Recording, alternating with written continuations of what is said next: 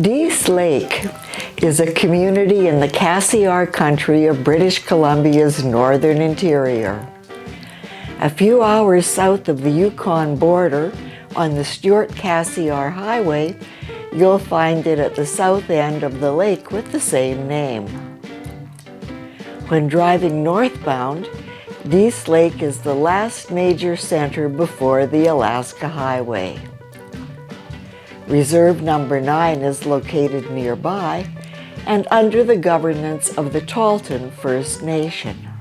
Dease Lake is the largest community in BC's far northwest and is home to around 500 people.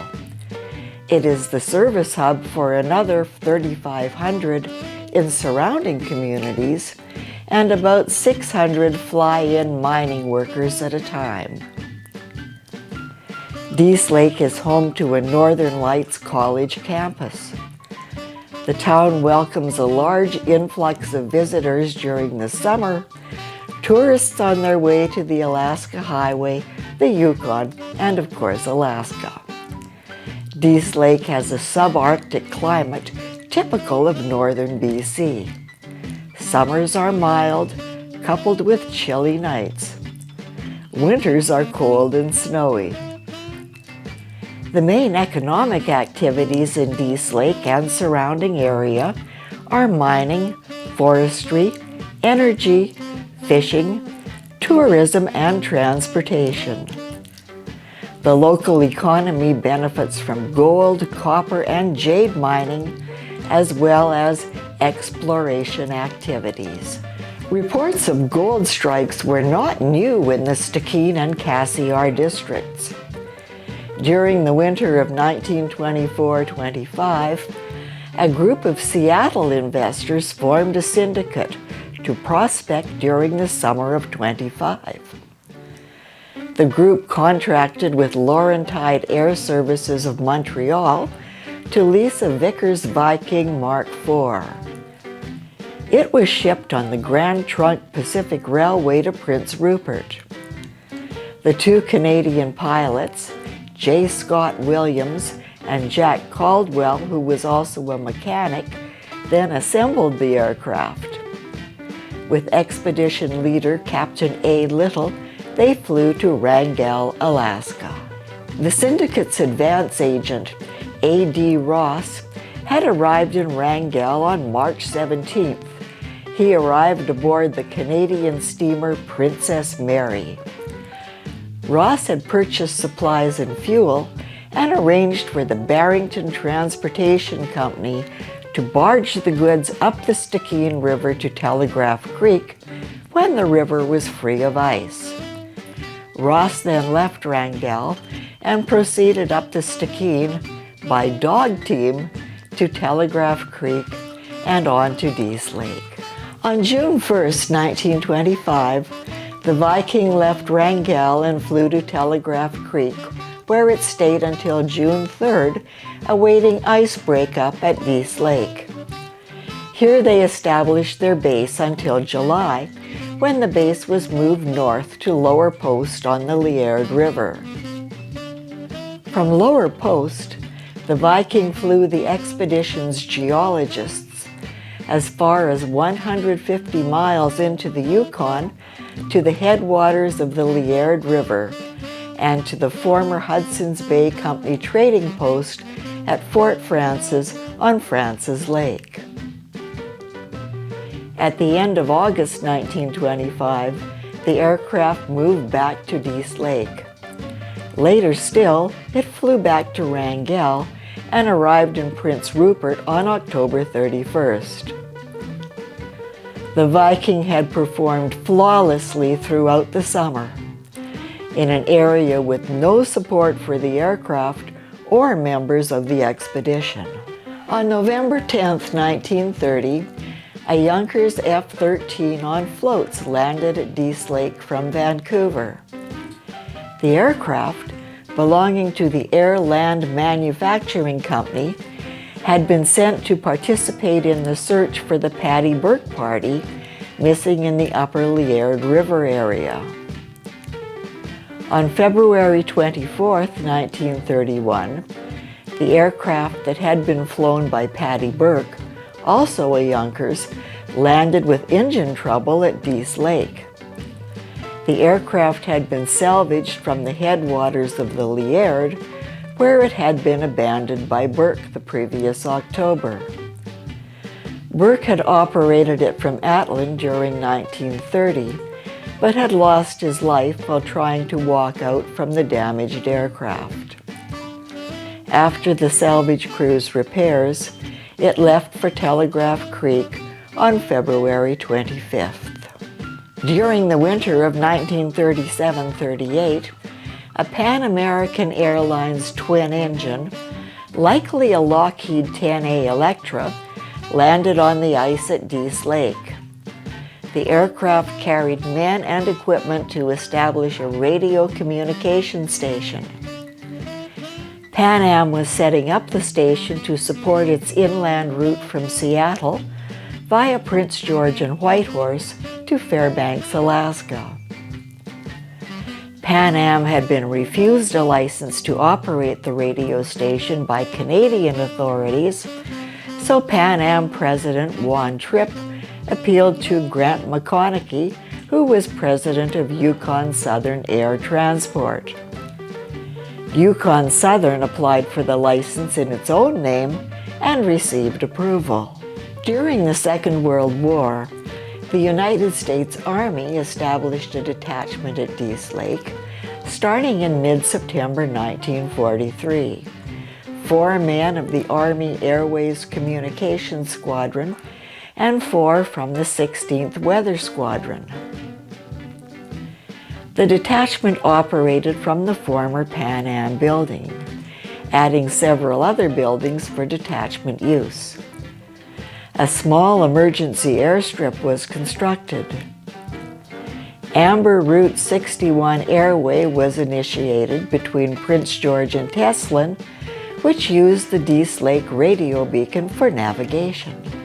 Yukon Southern Air Transport based a float-equipped Fairchild FC-2WZ at Dease Lake during the summer of 1939. The Fairchild was on contract to a nearby gold mine at Boulder Lake. The pilot, Charlie Tweed, and engineer Cecil Piquel had a cache of fuel at Dease Lake. When this became depleted, they would fly to Juneau to pick up drums of fuel. Mid-June 1939 saw one such occasion, flying into Juneau on the previous evening and leaving the next morning. The Fairchild taxied into the bay for takeoff. It was heavy and would take a while to get up on step and into the air, but plenty of room was available. At the narrows to the entrance, 3 big wooden dolphins were driven into the sandbars to warn ships of the shallows. The engine and heavy load made forward visibility nil. As the Fairchild came up on the step, the dolphins were right in front. The aircraft struck one head-on, splitting the engine in half. Both floats were torn off. Pilot Tweed was unconscious. When engineer Piquel attempted to get him out, the load of fuel in the cabin blew up. Piquel was thrown out of the Fairchild. He was soon rescued by a launch, but Tweed did not survive.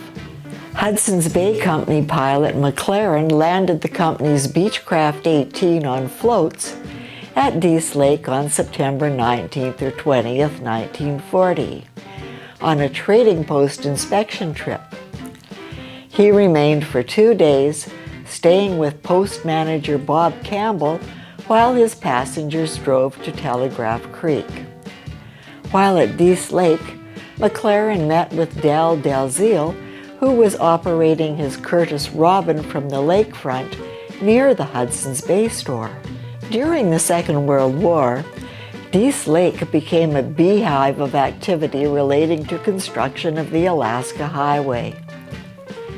In 1941, equipment and supplies destined for Watson Lake were hauled by barges propelled by a sternwheeler, and tunnel boats for 163 miles on the Stikine River from Wrangell to Telegraph Creek. Here they were transferred to trucks on a tote road to Dease Lake, where more barges were built to move the supplies down the Dease and Liard rivers to Lower Post, where another road was built. That road eventually became part of the Alaska Highway to Watson Lake in the Yukon. The primary contractor on the building of the Watson Lake Airfield was General Construction of Vancouver. However, General Construction was soon overwhelmed by the sheer mass of material and equipment pouring up the Stikine to Telegraph Creek. A Canadian Pacific Airlines Barclay Gros landed on the ice at Dease Lake on March 25, 1944, from Watson Lake. It had been converted to skis so it could make a series of freight trips to Dease Lake. Dease Lake Airport, known as CYDL, is 1.5 nautical miles or 2.8 kilometers south of the community.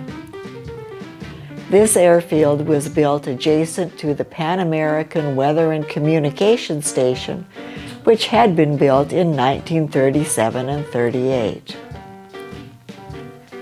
By the mid-1960s, a 3,000-foot gravel airstrip was built. The airfield was later realigned and a 6,000-foot paved runway was built by BC Hydro in the late 1970s. BC Hydro's chief pilot, George Williamson, frequently flew BC Hydro's Mitsubishi MU-2F to this airfield. The Dease Lake Airport was inspected by the Transport Canada Civil Aviation Association in 2018. That inspection found several issues, such as unserviceable runway lights, runway edge cracking, low brush near the runway, and gaps in the perimeter fence, meaning it could not be certified for regular scheduled passenger operations. In April 2021, the British Columbia government announced a $9 million expenditure for upgrades at the Dease Lake Airport. These upgrades included repaving and lighting, with the Regional District of Kitimat-Stikine and several mining companies adding $2 million for a package of improvements worth $11 million. Safety upgrades to the airport will meet the standards for Transport Canada Civil Aviation Association certification, further enabling medevac services and allowing easier access to the area for the mining sector.